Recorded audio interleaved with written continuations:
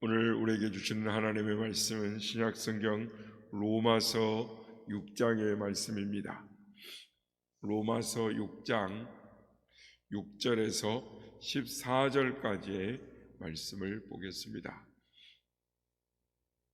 로마서 6장 6절에서 14절까지의 말씀을 로마서 6장 6절에서 14절까지의 말씀을 우리 함께 합독하시겠습니다. 시작. 우리가 알거니와 우리의 옛사람이 예수와 함께 십자가에 못 박힌 것은 죄의 몸이 죽어 다시는 우리가 죄에게 종노릇하지 아니하려 함이니, 이는 죽은 자가 죄에서 벗어나 의롭다 하심을 얻었습니다. 만일 우리가 그리스도와 함께 죽었으면 또한 그와 함께 살 줄을 믿노니, 이는 그리스도께서 죽은 자 가운데서 살아나셨음에 다시 죽지 아니하시고 사망이 다시 그를 주장하지 못할 줄을 알미로라.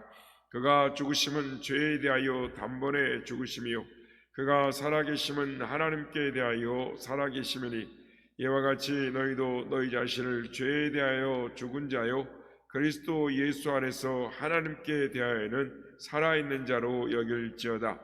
그러므로 너희는 죄가 너희 몸을 지배하지 못하게 하여 몸의 사욕에 순종하지 말고, 또한 너희 지체를 불의의 병기로 죄에게 내주지 말고, 오직 너희 자신을 죽은 자 가운데서 다시 살아난 자같이 하나님께 드리며 너희 지체를 의의 무기로 하나님께 드리라. 죄가 너희를 주장하지 못하리니, 이는 너희가 법 아래 있지 아니하고 은혜 아래에 있음이라. 아멘. 할렐루야. 오늘도 우리 예배 가운데 함께 하신 주님을 찬양합니다. 그리고 새벽을 깨워 기도의 향연에 나오신 모든 성도님들께 하나님의 은혜와 평강이 함께 하시길 기원드립니다. 우리가 잘 아는 한국 초대 교회의 유명한 김육두 목사님의 일화 중에 이런 이야기가 있습니다. 이분이 예수님을 믿고 가장 먼저 한 일이 무엇이었느냐?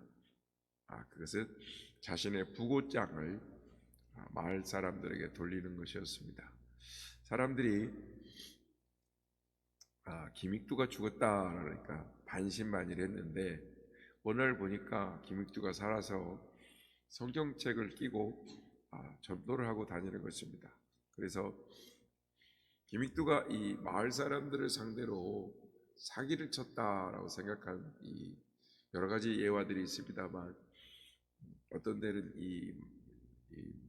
어떤 여인이 물을 끼얹었다라는 것도 있지만, 또 마을의 이 불량 청년이 그런 일이 한두 번이었겠습니까? 청년이 김익두에게 물을 끼얹으면서 죽기는 어디가 죽어 그랬더니 김익두가 물을 탁탁 털어버리면서 김익두가 죽었으니 이망정이지 김익두가 살았으면 오늘 너 요절났다 이렇게 말을 했다라는 것입니다. 옛사람인 김익두가 죽음으로 새사람인 김익두가 살아난 것입니다. 이것은 우리가 살기 위해서는 참으로 죽어야 한다라는 이 복음의 역설을 말하는 것입니다. 역설이란 모순된 것 같지만 그것이 진리인 것을 역설이다라고 말합니다. 오늘 본문은 이 세 사람, 예수 그리스도 십자가에서 안에서 세 사람에 된 특징이 무엇인가를 말씀을 하고 있습니다.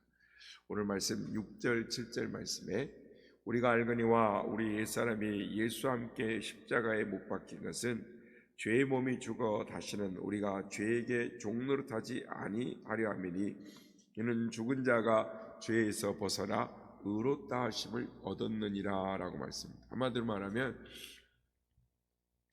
죄에 대하여 자유해졌다라는 것입니다.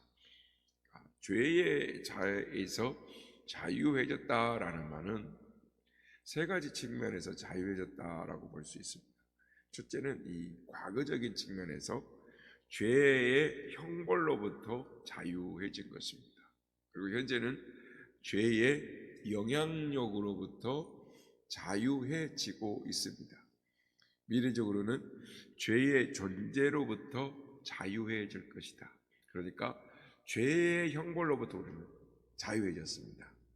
죄 때문에 죽어야 하고 영원한 지옥 형벌에 가야 하는데 우리는 죄로부터 형벌로부터 자유해졌고 지금 우리가 죄로부터 자유해지고 있다라는 것. 그리고 앞으로 주님 보좌 앞에 섰을 때, 주님 오셨을 때 죄의 영향, 죄는 우리 앞에서 다 사라져 버릴 것이라는 것입니다. 여러분, 이렇게 말씀은 이렇게 말씀하시는데 실제 우리는 이 죄에서 자유롭게 되었습니까?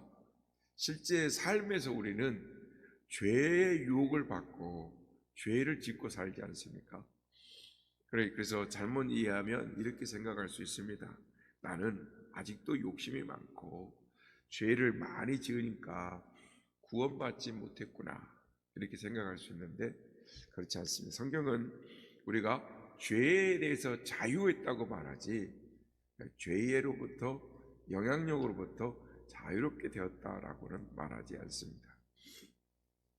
제가 더 이상 우리에게 왕노릇하지 못한다라는 말입니다. 그러니까 옛사람과 새사람의 차이는 이런 것입니다. 옛사람은 죄를 지으면 잠시 약간 양심의 가책을 느꼈다가 자신을 위해서 죄를 거침없이 자신의 욕심을 따라 살아간다라는 것입니다. 죄 가운데 머물며 사는 것입니다. 그러나 새 사람은 죄를 짓게 되면 회개를 하지 않고는 살 수가 없습니다. 회개를 하고 다시 새롭게 하나님의 말씀대로 살아가는 것입니다. 마치 새 사람은 이렇습니다. 어떤 목적지를 가다가 돌불이나 나무불에 걸려 넘어지면 어떻게 됩니까? 그냥 거기 엎질러 있습니까? 아니죠. 다시 일어나서 툴툴 털고 목적장을 향해서 걸어가는 것입니다. 말씀대로 우리는 더 이상 죄에게 죄가 우리에게 왕노릇하지 말 뿐만 아니라 못할 뿐만 아니라 우리는 더 이상 죄에게 종노릇하지 않는 것입니다. 우리는 죄에 벗어났습니다. 죄를 지을지라도 회개하기만 하면 하나님이 용서해 주시는 것입니다. 주님이 오시는 날 죄와 마귀는 완전히 소멸되고 말 것입니다. 어떤 성도님이 이렇게 말을 합니다. 내가 아직 주님 앞에서 죽지를 못했어요. 그래서 이런 실수를 했습니다. 이게 맞는 말인 것처럼 들려요. 아직 죽지 못했다. 그런데 우리가 믿는 순간 예수님과 함께 옛사람은 이미 죽었습니다. 그러므로 잘못을 시인하고 그것 자체를 뉘우치는 것이 새 사람이기 때문에 가능한 것입니다. 즉 옛사람은 죽었다라는 걸 증명하는 것입니다. 그러므로 이렇게 말해야 합니다.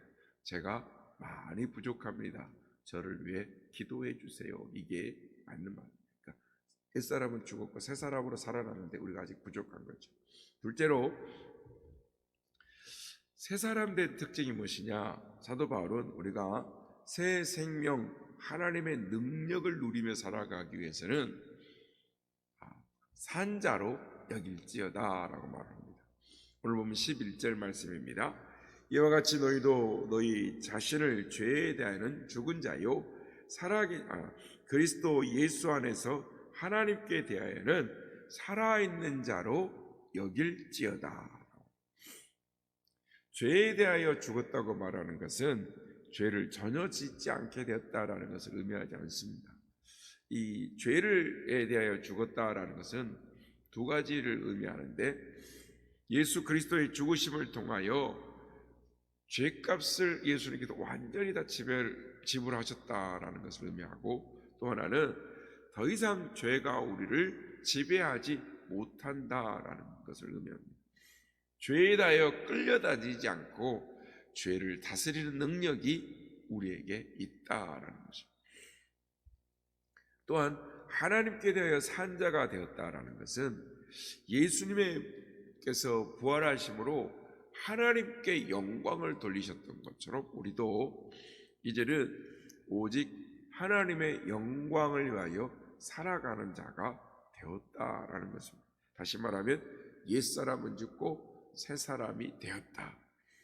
그래서 여기서 여길지어다라고 말하는 것은 그냥 고면이 아니라 강한 어조의 말씀입니다. 그래서 이것을 명심하라, 마음에 굳게 새겨라 라고 말하는 것입니다. 그래서 우리는 죄에 대하여는 죽은 자요 하나님께 대하여는 산 자로, 하나님의 영광을 위하여 살게 된 자로 그것을 마음에 굳게 새겨라, 이렇게 사도 바울은 우리에게 말하는 것입니다. 그렇다면 어떻게 마음에 굳게 새길 수가 있겠습니까? 첫째는 믿어 의심치 않고 확신에 거해야 하는 것입니다. 두 번째는 입술로 그것을 고백해야 하는 것입니다. 그러므로 하나님이 주신 은혜를 자꾸 고백해야 합니다. 하나님이 내게 주신 은혜를 믿음으로 입술에 고백을 해야 되는 것입니다. 나는 옛사람은 죽었습니다. 이제 예수 그리스도 안에서 새 사람 되었습니다. 나는 죄에 대하여 죽고 하나님께 대하여는 살았습니다 라고 믿음의 고백, 입술의 고백을 해야 하는 것입니다. 고백이 사람을 이끌어가는 것이죠. 그러므로 날마다 믿음의 고백을 하시는 여러분 되시길 주의 이름으로 축복합니다. 마지막으로 새 사람이 된 특징은 무엇이냐? 십자가의 복음의 능력 가운데 변화된 삶을 살려면 나 자신을 하나님께 드려야 한다라는 것입니다. 오늘 보면 12절 13절 말씀입니다. 그러므로 너희는 죄가 너희 죽을 몸을 지배하지 못하게 하여 몸의 사욕에 순종하지 말고, 또한 너희 지체를 불의의 무기로 죄에게 내주지 말고, 오직 너희 자신을 죽은 자 가운데서 다시 살아난 자 같이 하나님께 드리며 너희 지체를 의의 무기로 하나님께 드리라. 죄에서 자유를 얻으려면 앞에서 말하는 것처럼 영적 비밀을 알고 또 그렇게 여겨야 합니다. 그리고 마지막으로는 나 자신을 하나님께 드려야 하는 것입니다.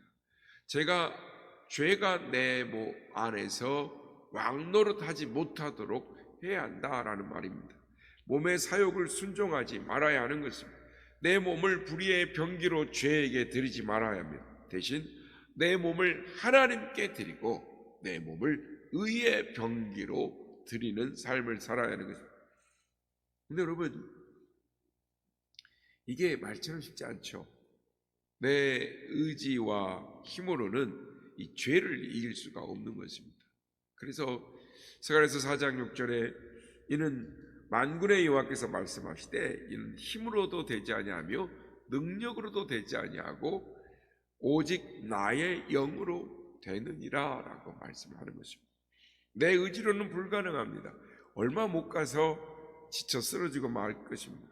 열쇠를 하나님께 드리는 삶을 사는 것입니다. 내 몸을 의의 무기 하나님께로 드려야 하는 것입니다. 내 몸을 하나님께 드리되 날마다 순간마다 드려야 하는 것입니다. 그래서 로마서 12장 1절에 그러므로 형제들아 내가 하나님의 모든 자비하심으로 너희를 권하노니 너희 몸을 하나님이 기뻐하시는 거룩한 산 제물로 드리라. 이는 너희의 드릴 영적 예배니라 라고 말씀을 하는 것입니다. 이 말씀에서 드리는 삶이 무엇인가에 대한 해답이 있는 것입니다. 하나님이 기뻐하시는 거룩한 산 제사로 드리는 것입니다. 산 제사로 드리는 삶, 하나님께 전적으로 내 자신을 내어 맡겨 드리는 것입니다. 날마다 순간마다 기도하는 것입니다. 일주일에 한 번 예배 드리는 것이 부족합니다. 그래서 하나님 앞에 계속 예배하는 것이고 내 자신을 산 제사로 드리는 것입니다. 그렇지 않고는 한 번 일주일에 한 번 나오고 나서 한 번 예배 드리고 그냥 가면 내 자신을 하나님께 드린다라는 거 쉽지 않습니다. 날마다 순간마다 주님을 의지해야 하는 것입니다. 일본에 유명한 신앙인 우찌무라 간조의 이야기가 있습니다. 이 사람은 어느 날 이 하나님을 철두철미하게 지켜야 되겠다. 이제는 거짓말하지 않고 이제는 악한 마음을 절대로 품지 않겠다. 이렇게 결심을 했습니다. 그리고 그렇게 열심히 노력하면서 사는데 자꾸 실패하는 것입니다. 그때의 심정을 그가 이렇게 말합니다. 마치 낡아 빠진 가죽 부대를 깁는 기분이다.